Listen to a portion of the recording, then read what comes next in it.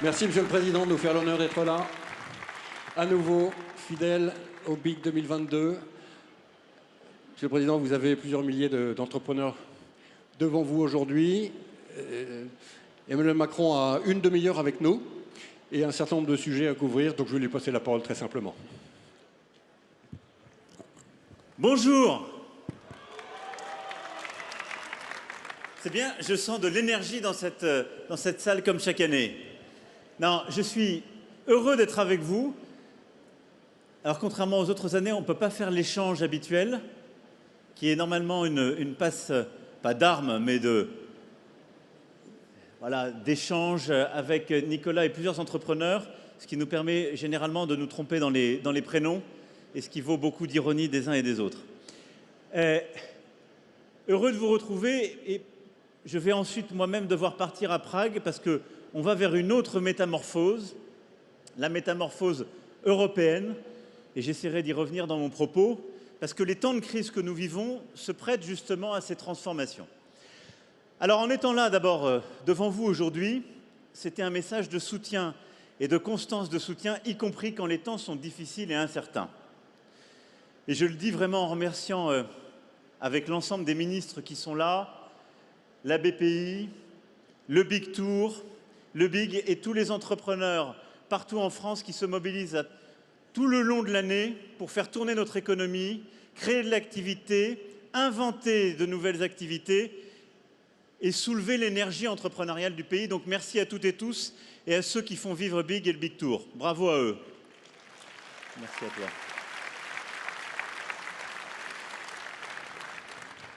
Alors on a collectivement un bilan qui est celui de la nation et des dernières années. Et au moment où on se parle aujourd'hui, on est plus fort qu'à la première édition du Big. Parce qu'on a évidemment passé des textes, simplifié les choses, bougé, parce qu'il y a aussi eu une énergie collective et au fond, une révolution culturelle qui s'est faite dans le pays. Nous avons toujours été un pays d'entrepreneurs, d'innovateurs. C'est dans l'ADN de la France. Mais je dirais que ces dernières années, nous nous sommes collectivement révélés à nous-mêmes. Et ce qui fait que les résultats sont là, malgré la crise Covid, malgré tout ce qu'on a traversé. On a réussi à faire baisser le chômage. On a créé près d'1,5 million d'emplois nouveaux. Le chômage des jeunes n'a jamais été aussi faible depuis le début des années 80. On a réussi à relancer, plutôt à lancer pour la première fois vraiment l'apprentissage. On a mis fin à la destruction de l'emploi industriel dans notre pays, on en a recréé 50 000. On a réussi, à côté de ça, collectivement, à créer plus d'entreprises, ce qui est une formidable force.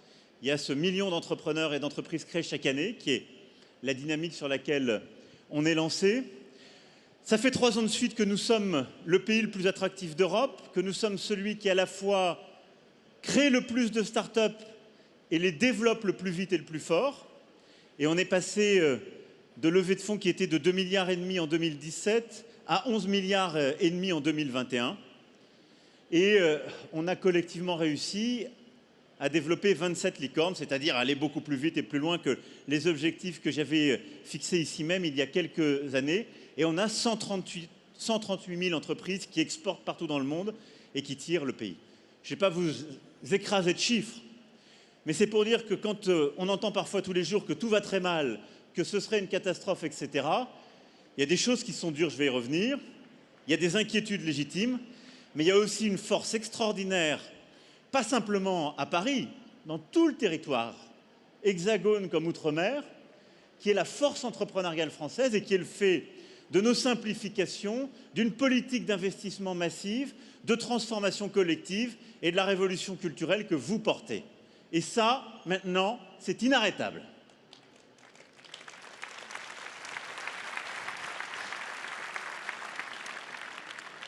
Donc on a des résultats, ils sont là, ils sont bons, on est plus fort. Il y a un problème de court terme, je ne vais pas tourner autour du pot, c'est l'énergie aujourd'hui. Donc autant l'aborder de manière directe. Ça pèse sur notre économie, ça pèse sur les ménages, ça pèse sur les entrepreneurs que vous êtes.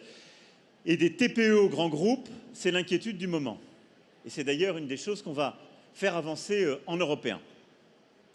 Ce sujet, il a plusieurs composantes, je ne vais pas être trop compliqué, mais d'abord ça a commencé avant la guerre, si on est honnête avec nous-mêmes, parce qu'il y a eu une reprise très forte de l'activité mondiale, donc ça a créé de la tension sur plusieurs marchés. Ensuite, il y a la guerre en Ukraine, déclenchée par la Russie, qui a complètement déréglé le marché mondial du gaz et qui a aggravé le problème sur le pétrole. Et puis, on a un problème français qui vient s'ajouter à ça et qui tombe au mauvais moment, c'est qu'on produit moins d'électricité qu'on ne devrait en produire. Ça n'a rien à voir avec la guerre. C'est qu'on est dans un moment très difficile pour EDF, mais on fait le maximum. Et moi, j'ai confiance à la fois dans l'entreprise et tous ces salariés pour qu'on passe ce cap. Mais on a un moment difficile parce qu'on a vu des difficultés, des problèmes sur certains tubes. Et l'autorité de sûreté nucléaire les a soulignés. Donc, on a plus de centrales que prévu qui sont en maintenance.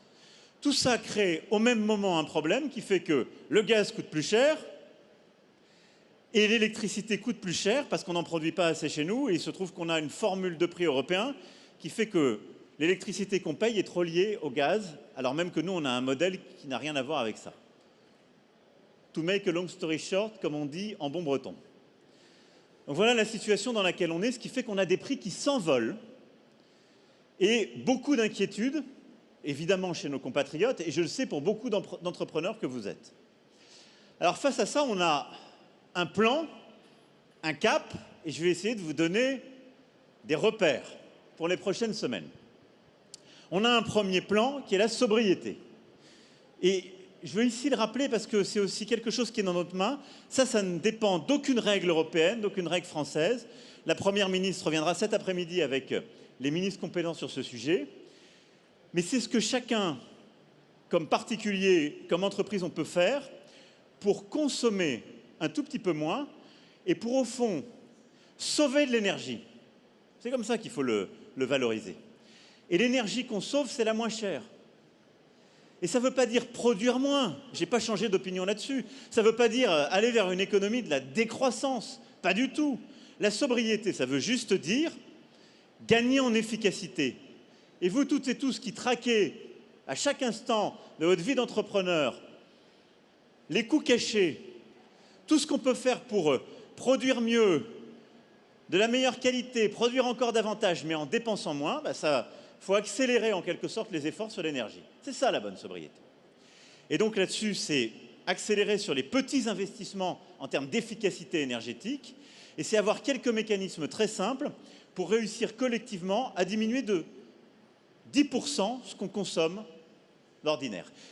Je vous le dis très simplement, si la nation tout entière arrive à tenir cet objectif qui est purement volontariste, il ne faut pas de décret, de loi, de choses compliquées. Si on se mobilise tous pour le tenir, dans les pires scénarios, on passe l'hiver. C'est ce qui fait qu'on est maître de notre destin. C'est-à-dire même s'il n'y a plus du tout de gaz qui arrive de Russie, ce qui est quand même le plus vraisemblable vu ce qui s'est passé ces derniers jours, si on a un hiver très rude, si on se met à la cape sur la plupart des sujets, on passe. Donc premier point, sobriété. Le deuxième, c'est le bouclier. Et là-dessus, je tiens à le dire parce que le gouvernement et à côté beaucoup de collectivités qui se sont mobilisées à nos côtés ont pris des décisions dès le mois d'octobre 2021 pour protéger les Françaises et les Français, les entrepreneurs, face justement à l'augmentation des prix. On a réagi très tôt, et d'ailleurs quand vous entendez des grands chiffres ailleurs en Europe, c'est que beaucoup sont en train de nous suivre et de nous rattraper.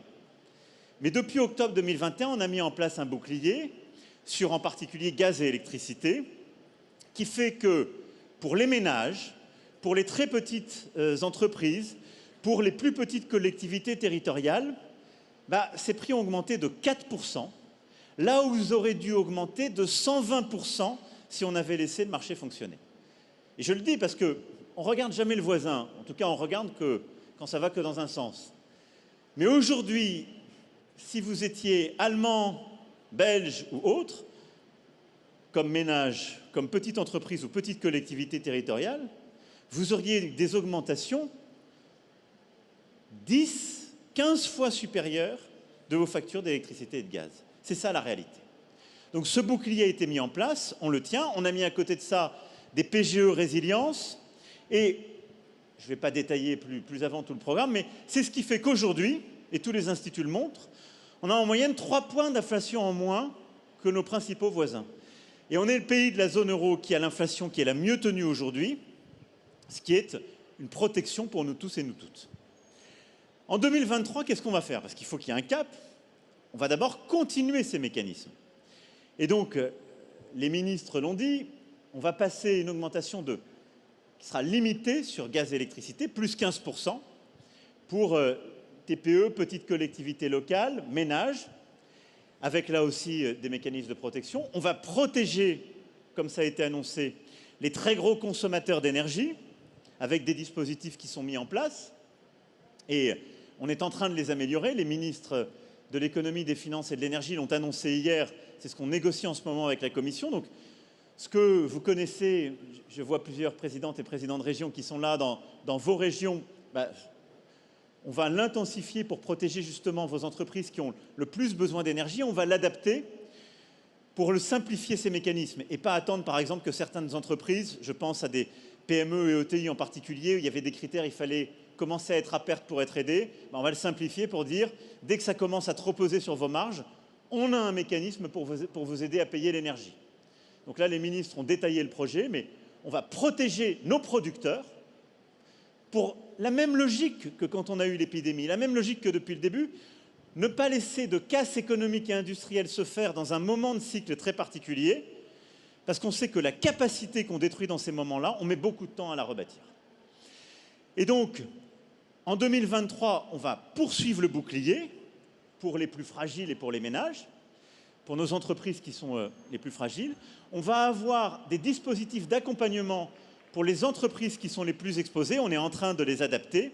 Et on va continuer aussi d'avoir un système français qui a sa force. Je ne veux pas être trop technique, mais il y a ce qu'on appelle l'Arenh, qui est l'énergie qu'on produit grâce au nucléaire avec des volumes qui sont sécurisés.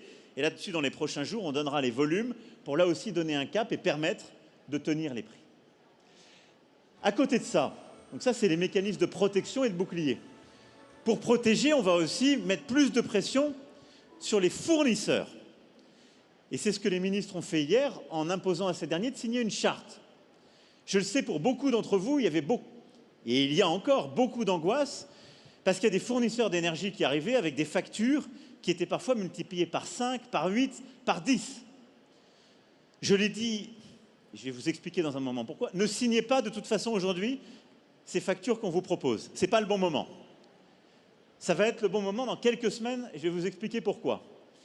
Mais indépendamment de ça, depuis hier, on a mis en place un mécanisme qui va vous permettre au moins 2 choses. La première, on impose à ces fournisseurs de signer une charte de bon comportement. C'est-à-dire qu'on a traqué ceux qui venaient matraquer, si je puis dire, les entrepreneurs et qui, en quelque sorte, profitant de l'angoisse, leur disaient « Vous n'aurez plus d'électricité dans quelques mois, donc signez ça, c'est 5 fois plus cher, mais moi je vous la garantis. » Stop, charte de bonne conduite, ça c'est pas des bonnes conduites. Et à côté de ça, chaque semaine, il y aura un mécanisme de transparence sur la réalité des bons contrats pour qu'il y ait de la pression de marché, de la transparence de marché, ce qu'il n'y avait pas.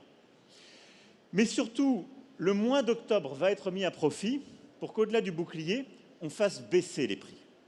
Et donc c'est pour ça que je vous dis, attendez la fin du mois d'octobre pour signer vos contrats d'électricité et de gaz. Parce que les choses sont en train de changer et on va les bouger. Et c'est le 3e pilier, c'est l'action que nous menons en Européens pour agir sur les prix. Alors, je sais que maintenant vous êtes tous devenus des experts de l'énergie, mais je ne veux pas vous assommer avec beaucoup de technicité, mais je vais essayer de vous expliquer ce qu'on fait. On a un premier combat qui est de baisser le prix du gaz. Ça, on va le faire comment? D'abord, en nous organisant en Européens. Il se trouve que si, et c'est toujours pareil, si on reste égoïste, nationaliste, nous serons idiots. Parce que si chaque pays négocie pour lui-même, il reste petit sur le marché. Si on négocie en européen, on pèse. Les chiffres, pour que vous ayez une idée, l'Union européenne, c'est les 3/4 des achats par gazoduc au monde, et c'est environ 20% des achats de gaz liquéfié. Donc si on décide de se mettre tous ensemble et de peser sur les prix, on vaut quelque chose et on pèse sur quelque chose. Et il se trouve qu'on veut aussi le faire avec nos amis asiatiques qui sont un peu dans la même situation que nous, parce qu'on a la même condition, nous ne sommes pas producteurs, mais on est des gros acheteurs. Donc là, on va négocier autour de la table, en particulier dans le G7, parce qu'on est tous des combattants pour la liberté, on est tous en train de dire on veut mettre des sanctions sur la Russie en combat, mais on n'est pas tous dans la même situation. Il y en a qui produisent, il y en a qui achètent. Et donc on va dire, avec beaucoup d'amitié à nos amis américains, à nos amis norvégiens, vous êtes super, vous nous fournissez de l'énergie, du gaz, mais il y a un truc qui ne peut pas marcher très longtemps, c'est qu'on ne peut pas payer, nous, le gaz 4 fois plus cher que vous le vendez à vos industriels. Parce que ce n'est pas tout à fait ça le sens qu'on donne à l'amitié. Et donc certes, le marché n'existe plus totalement, mais on va essayer de revenir dans un couloir de prix qui retrouve du sens. Donc on va peser sur les prix. À côté de ça, on soutient ce que la Commission a dit, on va essayer de mettre des plafonds, en tout cas des couloirs de prix pour revenir vers des zones plus raisonnables. Premier élément sur le gaz. Il y a une deuxième chose qu'on va faire sur le gaz, et ça on sait que ça marche, parce qu'on a permis à l'Espagne et au Portugal de le faire depuis quelques mois. C'est ce qu'on appelle le mécanisme ibérique. Alors ça peut paraître complètement bizarre. Je vais essayer de l'expliquer simplement. C'est comme c'est une péninsule, ils avaient eux des problèmes particuliers, donc ils avaient des risques de rupture. On leur a donné des règles un peu différentes. Et ça marche assez bien. Et donc ce qu'on va faire dans les prochaines semaines, en tout cas nous on soutient beaucoup ça, et je pense que ça va être le boulot des prochains jours. On va convaincre les autres Européens. On va mettre en place un système qui fait que le gaz qu'on utilise pour produire de l'électricité, on va lui mettre un plafond de prix. Et ça permet de baisser, comme vous le comprenez bien, le prix de l'électricité produite. Et du coup, ça emmène tous les prix du gaz à la baisse, parce que ça donne des repères de prix. Donc ça va être notre deuxième mécanisme. La Commission l'a proposé. Nous, on va beaucoup le défendre, parce que c'est ce qui va permettre, si on travaille bien en européen, entre cette semaine, les prochaines semaines pour la Commission, et au plus tard le Conseil européen des 20 et 21 octobre, eh bien de baisser à la fois les prix du gaz et de l'électricité. Puis à côté de ça, on va mettre des mécanismes de financement solidaire européen, comme on l'a fait pendant la crise Covid, pour éviter qu'on ait un marché européen qui explose dans cette crise. Et puis au-delà de ça, on va finaliser pour la fin d'année la réforme du marché de l'électricité dont on a besoin. Ça prend beaucoup plus de temps, donc c'est du moyen terme, mais le but c'est qu'on puisse l'annoncer entre décembre et janvier, qui est d'avoir un marché de l'électricité qui fonctionne différemment et où on reconnaît que l'électricité qui est produite, comme chez nous, massivement à travers du nucléaire et du renouvelable, eh bien, on la décorrèle des prix du gaz. Et qu'en quelque sorte, on reconnaît qu'il y a plusieurs marchés de production électrique et donc que les formules de prix ne sont pas les mêmes. Voilà ce qu'on va faire au niveau européen. Et donc, vous le comprenez, ce que je vous dis là, ce n'est pas simplement la position de la France, c'est aussi ce que j'ai travaillé ces derniers jours avec l'Allemagne, avec la Commission européenne, ce que la Commission européenne a mis sur la table hier après-midi, ce qu'on va défendre. Et donc l'idée, c'est que les prochaines semaines nous permettent de passer ces réformes. Et donc si on œuvre bien sur ces sujets, ça veut dire que d'ici à la fin du mois d'octobre, on aura des prix, d'abord un marché qui arrêtera d'aller dans tous les sens, et des prix qui vont revenir dans une zone qui est beaucoup plus acceptable sur le gaz et l'électricité. Ça, plus la pression qu'on a mise sur les fournisseurs et les opérateurs ces derniers jours, me permet de vous dire que vous aurez des contrats qui seront plus raisonnables fin octobre, début novembre, et il faut donc plutôt attendre cette période avec les mécanismes qu'on a mis en place pour signer. Pardon de vous assommer avec des sujets techniques, mais voilà où on va.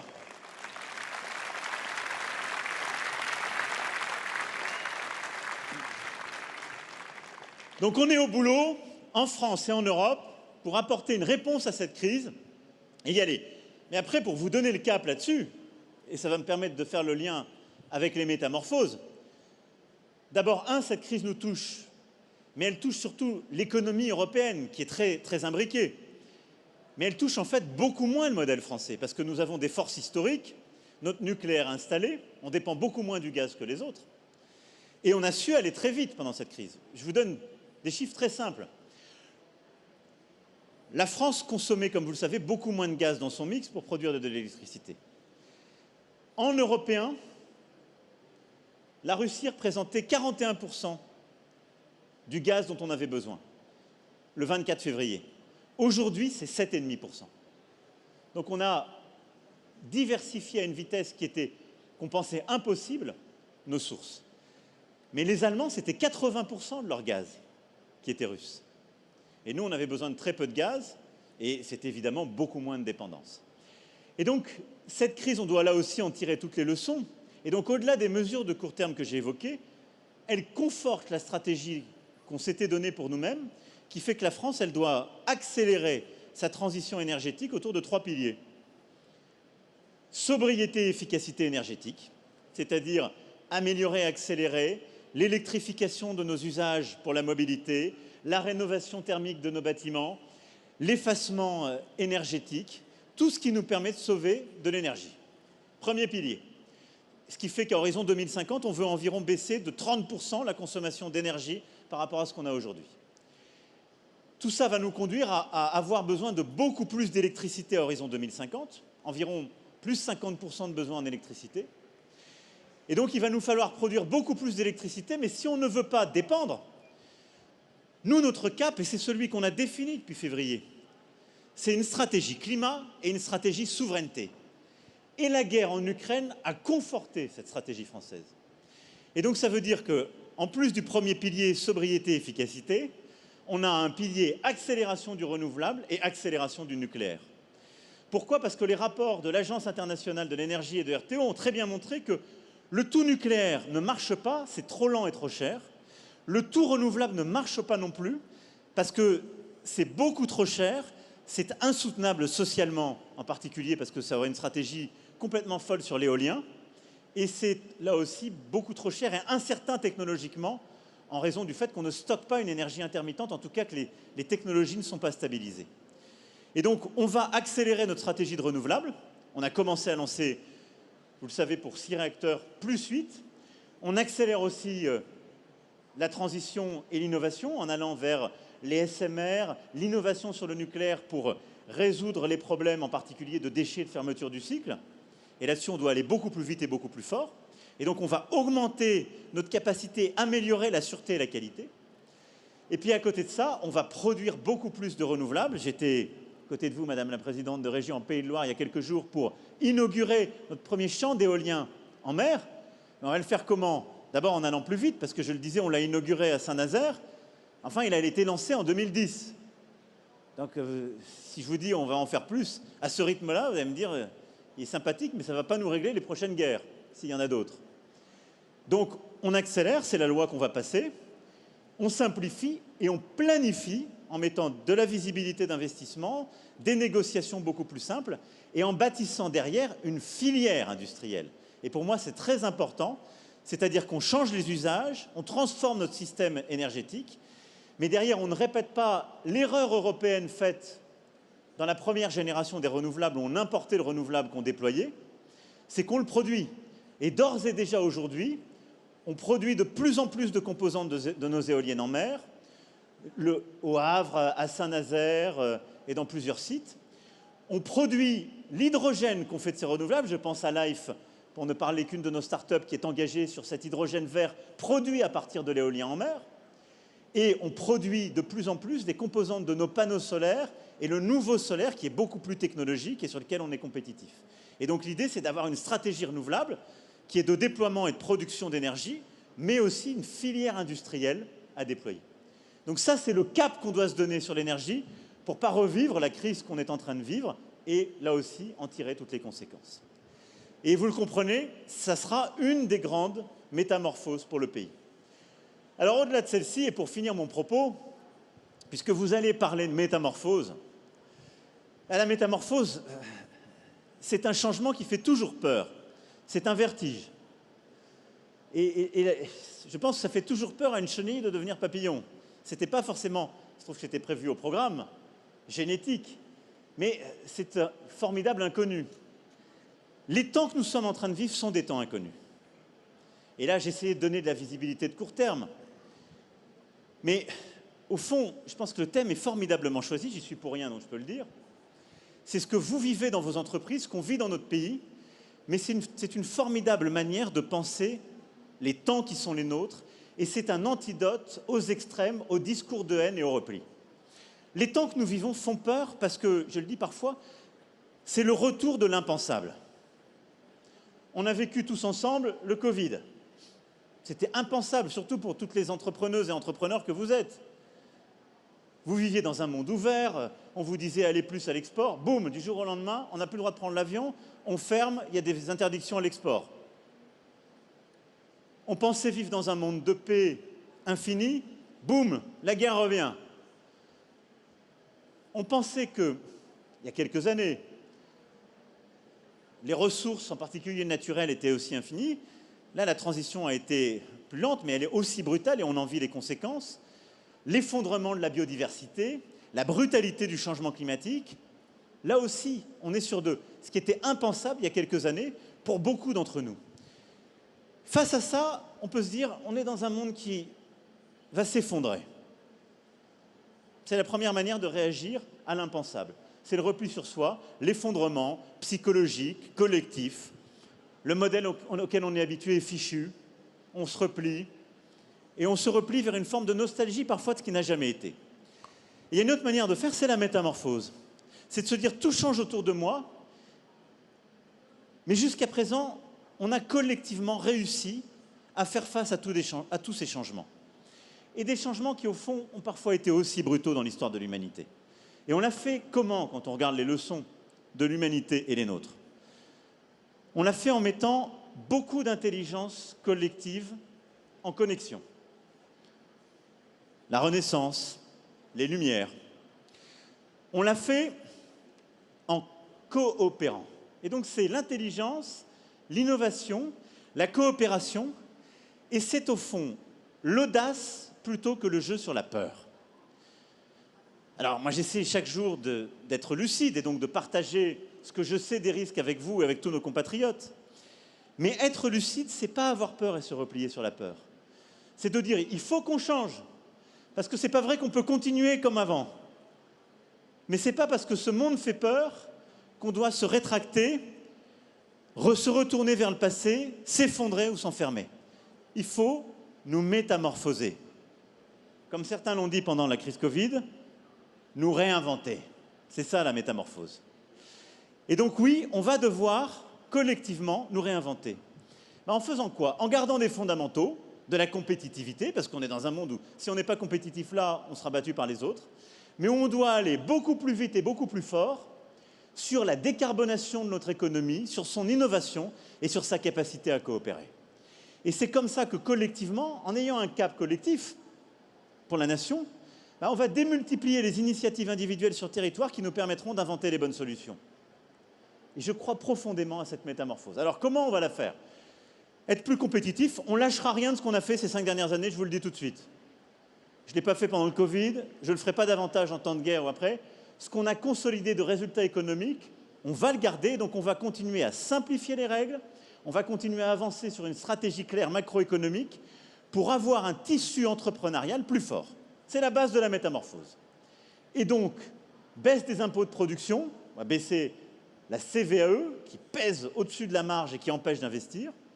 On va continuer de bâtir un écosystème qui investit dans le risque. Et donc ce qu'on a réussi à faire avec les fonds Tibi, leur généralisation à l'Europe, le développement de notre écosystème, on va le renforcer. J'espère encore avoir plus de sorties sur Euronext et autres pour pouvoir réussir à démultiplier les tickets. Et puis à côté de ça, on va continuer de simplifier pour que dans notre pays, on puisse produire et travailler davantage. Et donc, s'appuyant sur ce qu'on a fait sur l'apprentissage, qui est un formidable succès, qu'on va démultiplier, nous allons, pour permettre cette métamorphose, complètement réadapter notre formation collective aux besoins de la nation. Réforme du lycée professionnel, réforme de la formation professionnelle, avec un objectif qui est quoi? On regarde les compétences dont on a besoin sur nos territoires, en lien en particulier avec nos régions et nos entrepreneurs, et on propose des formations qui correspondent aux besoins. Là où aujourd'hui, je vous le dis parce que c'est quelque chose de fou, 30% de nos lycéens sont en lycée pro. 30%. Souvent ceux qui sont en difficulté. Souvent de manière injuste, ceux qui viennent des familles les plus modestes. Et aujourd'hui, de manière beaucoup trop importante, on a des formations qui ne débouchent pas assez sur des métiers. Parce qu'on n'a simplement pas adapté la carte des formations à la carte des besoins, mais simplement à la carte de ce qu'on savait faire. Donc on va faire cette révolution collective. Pareil sur la formation professionnelle, on va évaluer ce qui ne marche pas, et surtout les besoins qu'on a sur les 5-10 années qui viennent pour former aux bons endroits. Il se trouve qu'on a besoin de chaudronniers, de codeurs, c'est des métiers très différents, mais je pense qu'il faut former moins de gens en commerce international ou comptabilité générale. On connaît par cœur les formations qui ont parfois très peu de débouchés. Il en faut. Il y a des profs formidables et il y a des débouchés, mais on en forme beaucoup trop. Et il faut former beaucoup plus en chaudronnerie, en codage et numérique et autres. Donc ça, on va le faire ensemble, de manière positive, apaisée, pour simplement dire, voilà, il faut réajuster les choses. À côté de ça, on va passer collectivement, j'espère de la manière la plus constructive et apaisée, les réformes qu'il faut pour que la nation travaille davantage. La réforme de l'assurance chômage, la réforme des retraites, parce que quand on regarde nos voisins, quand on regarde notre évolution démographique, on voit qu'une des ressources de la France, pour faire face à tous nos défis et pouvoir investir, c'est de produire davantage et donc d'accroître la quantité de travail dans le pays. En permettant à celles et ceux qui sont en âge de travailler de retrouver un travail, et donc de passer de nos 7% de chômage à 5%, et donc au plein emploi, et de permettre aussi de travailler un peu plus longtemps en prenant en compte les métiers les plus difficiles, les carrières longues, les métiers qui sont les plus exposés, mais en se disant, quand on vit plus vieux et qu'on veut continuer à investir pour la transition écologique, pour les grands services publics, faut pouvoir produire un peu plus. Et je crois que c'est de bon sens. Donc ça, vous voyez, c'est le cap aussi, au-delà de ce que j'évoquais, sur lequel on va continuer, qui va accompagner cette métamorphose. Et puis, il y a ce triptyque, réindustrialisation, innovation, décarbonation. Et pour moi, c'est le cap de la métamorphose nationale sur les prochaines années, sur lequel il ne faut rien lâcher. La réindustrialisation, on l'a commencé, on doit maintenant l'accélérer très fortement. Alors ces derniers mois, on a réussi à faire des choses. Grâce au travail collectif des réformes, à ce qu'on a fait pendant la crise avec France Relance, et maintenant à France 2030. On a ces derniers mois ouvert une des plus grosses fonderies d'Europe, avec ST Microélectronique et l'alliance qu'on a fait avec Global Foundries, et un gros projet qui est financé par la Commission européenne. Et donc, fonderie pour les semi-conducteurs, 10 usines d'hydrogène, en plus des gigafactories de batteries électriques. Donc on réindustrialise sur les grands besoins de la nation, ce qui permet aussi de réindustrialiser des régions qui étaient en difficulté. Nos gigafactories de batteries, c'est beaucoup les Hauts-de-France. Une région qui a cette tradition, qui était en grande difficulté, on réinstalle de la matière. Nos grands investissements sur la transformation de notre chimie, on les a beaucoup dans le Grand Est. On va transformer justement là aussi notre production chimique et hydrogène en utilisant le couloir rhodanien, entre autres. On fait des grands investissements hydrogène et renouvelables dans les Pays de la Loire. On utilise des forces historiques, mais on transforme. Au-delà de ça, on a un objectif pour réindustrialiser, c'est les deep tech. Je l'évoquais avec vous l'année dernière. C'est le « en même temps » auquel je crois, parce que j'ai parfois été raillé. Les gens disaient, lui, il est pour la Startup Nation, les startups. Nous, on est pour réindustrialiser le pays, parce qu'on connaît les vrais gens. Pas de chance, la meilleure manière de réindustrialiser le pays, c'est les startups. Les deux ensemble, là aussi. Parce que c'est la capacité qu'ont parfois nos grands groupes industriels à reprendre ou justement trouver l'innovation dans les startups par des partenariats et à permettre à nos startups de sortir simplement du champ qui était parfois celui des services ou du pur numérique pour aller justement vers de la production industrielle plus lourde, mais en les aidant en particulier parce qu'on sait que le financement est beaucoup plus exigeant et c'est pour ça qu'on a développé avec la BPI, avec le ministère des Finances, avec l'écosystème aussi de financement, des tickets beaucoup plus lourds pour vous aider à les produire. Et donc oui, on va réindustrialiser en aidant nos grands groupes et nos ETI à changer le modèle encore plus vite pour recréer des capacités, mais en créant beaucoup plus de start-up dans le deep tech. En 2021, on en a créé 250. C'est déjà un très bon chiffre. Mais je vous rappelle qu'on a un objectif, c'est 500. C'est un objectif qu'on a dit pour 2030. Moi, je pense qu'il faut l'attendre beaucoup plus vite. Donc, je compte sur vous pour foncer. Les financements, ils sont là. Il faut avoir de l'audace, il faut y aller. Et c'est le moment d'y aller. Et donc, allons à bloc vers ce cap des 500 startups dans le deep tech, qui est une formidable manière d'accélérer cette transition et d'industrialiser. À côté de ça, il y a tout le boulot qui est fait par la French Fab.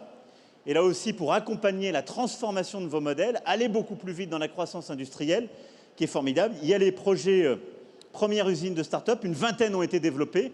Et donc, vous le voyez, on a une convergence d'initiatives qui a un même objectif, de ce que fait la French Fab, France 2030, de nos initiatives qui avaient commencé, qui est de réindustrialiser le pays sur les grands besoins industriels, de montrer que l'industrialisation va avec l'innovation d'usage et numérique et qu'elle concerne tous les territoires. Ça, c'est le premier cap, il est pour moi extrêmement important. On a un deuxième cap, innovation, qui est tout aussi important. En effet, pour réussir cette transition, on a besoin, en quelque sorte, de lever, il commence à le faire, et je parle devant beaucoup de gens qui en sont des exemples vivants, de lever ce qui était parfois un tabou. Et nos tabous, ils sont souvent dans nos corporatismes en France. C'est qu'on aime bien les catégories. Alors, on est dans une catégorie, soit on est chercheur, soit on est entrepreneur. Bon, on a besoin aujourd'hui pour réussir ça de dizaines de milliers de chercheurs entrepreneurs. Donc allez-y à fond. C'est clé pour réussir. On a besoin, pour l'innovation, de complètement changer notre logique dans la formation de nos talents et leur capacité à réussir. Et donc pour cette métamorphose, on a besoin de consolider ce qui est une force française. On a des très bonnes écoles de commerce, on a des très bonnes écoles d'ingénieurs. Mais on a historiquement trop oublié qu'on a des formidables centres de recherche et des très grandes universités. Elles sont une fierté. Ces derniers jours nous ont encore permis d'avoir un grand prix Nobel en physique quantique. Et on leur a donné, grâce à la loi de programmation de recherche, des moyens sur les années à venir pour accélérer les projets. Il faut qu'on aille beaucoup plus vite et beaucoup plus fort dans nos universités, nos centres de recherche, mais dans le travail partenarial entre nos universités, nos unités mixtes de recherche, ce qu'elles font avec nos écoles de commerce et d'ingénieurs, avec le monde entrepreneurial, pour justement permettre à nos chercheurs, et nos chercheurs en recherche fondamentale comme en recherche appliquée, de faire encore plus et de participer à cette transformation de la nation. Parce que les recherches, par exemple, d'Alain Aspect, moi je dois dire, c'est très dur à comprendre, moi je n'y comprends pas grand-chose. C'est fascinant.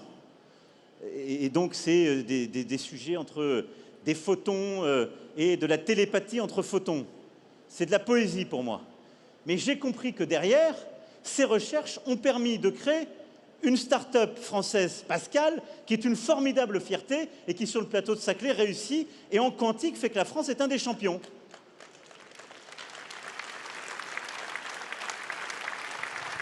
Et donc tout ça pour vous dire que le temps où le chercheur était avec ses calculs ou à la paillasse et qu'il y avait de l'autre côté des entrepreneurs qui n'avaient rien à voir avec les chercheurs est totalement fini. Et ça va de plus en plus vite.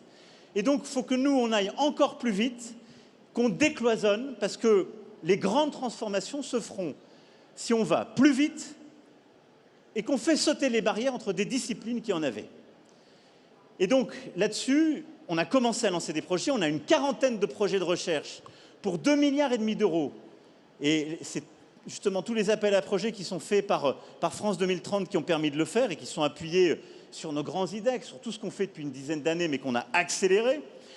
On a dans l'hydrogène, dans les batteries, dans le stockage d'énergie, dans le quantique, là aussi, plusieurs dizaines d'initiatives qui sont là. Il faut aller beaucoup plus vite et plus fort. Il faut que les entrepreneurs que vous êtes se reconnectent, quand ce n'est pas encore fait, à la recherche fondamentale, à nos universités. On va encourager nos universités à le faire. Il faut que les grands groupes aident dans ces synergies. Mais on a une transition formidable en recherche, en innovation et en formation de nos talents. Parce que derrière tout ça, il faut qu'on pivote nos systèmes de formation pour aller sur les grands besoins de la nation. Et donc, vous le voyez, c'est une métamorphose de nos écosystèmes. Cette métamorphose, elle a commencé quand je regarde le bassin grenoblois, quand je regarde Saclay, quand je regarde ce qu'on fait à Toulouse. On a commencé à le faire. Il y en a beaucoup d'autres. Il faut aller beaucoup plus vite et plus fort. Allez-y à fond. C'est absolument fondamental. Et puis, le troisième grand levier, c'est la décarbonation. Parce que la crise qu'on est en train de vivre sur l'énergie, plus la stratégie d'ensemble qu'on avait le montre, on a besoin d'aller beaucoup plus vite et beaucoup plus fort. Et donc, on a commencé à lancer les choses, mais là, il y a une accélération du travail, BPI, ADEME, France 2030, avec l'Europe aussi, pour aller plus vite et plus fort sur les grands projets. On veut décarboner nos 50 grands sites industriels. Pourquoi? Parce qu'il faut expliquer que nos grands sites de production, de Dunkerque dans la sidérurgie, pour parler de nos Hauts-de-France, jusqu'au port de Fos-Marseille, etc., ces grands sites, on le sait, sont des grands sites qui sont pollueurs. C'est le modèle. C'est totalement fou de dire on va les fermer, parce qu'on continuera à avoir besoin d'acier, à avoir besoin de ciment. Simplement, on veut, avec les grands groupes, faire la transition et aider à les décarboner. Plusieurs grands groupes impliqués dans ce secteur y sont exposés et ils y investissent beaucoup d'argent.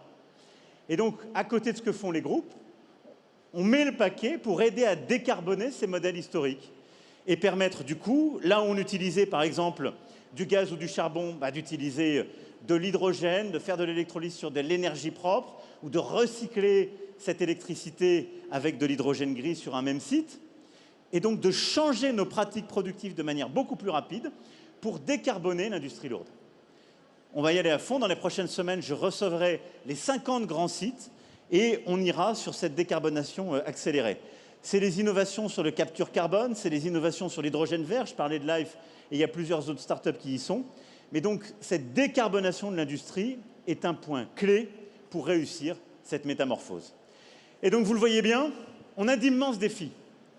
Face à ces défis, on doit consolider nos acquis, continuer à être compétitif, continuer la simplification, avoir une stratégie où on aide à réindustrialiser, travailler plus, et puis avoir ces 3 piliers, réindustrialisation accélérée, recherche innovation renforcée, décarbonation au carré. Et au fond, le message que je voulais passer avant de filer, n'ayez pas peur des temps que nous vivons. Ils sont durs. Je ne sais pas ce qui arrivera dans les prochaines semaines, donc on doit se préparer à tout. Mais on est une nation forte et on est là. Mais c'est dans ces moments-là que les plus audacieux gagnent.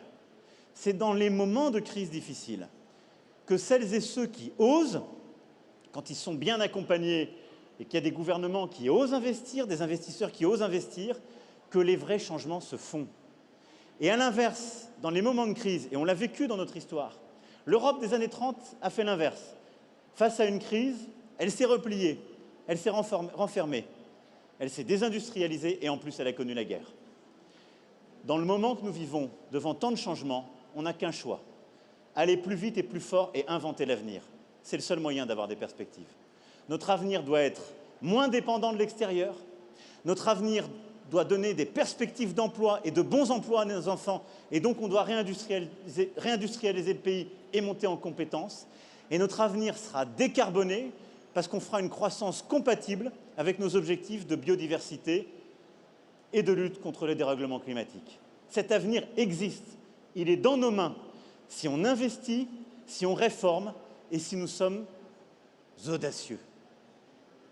Donc allez-y à fond, ayez de l'audace. Merci. Vive la République et vive la France!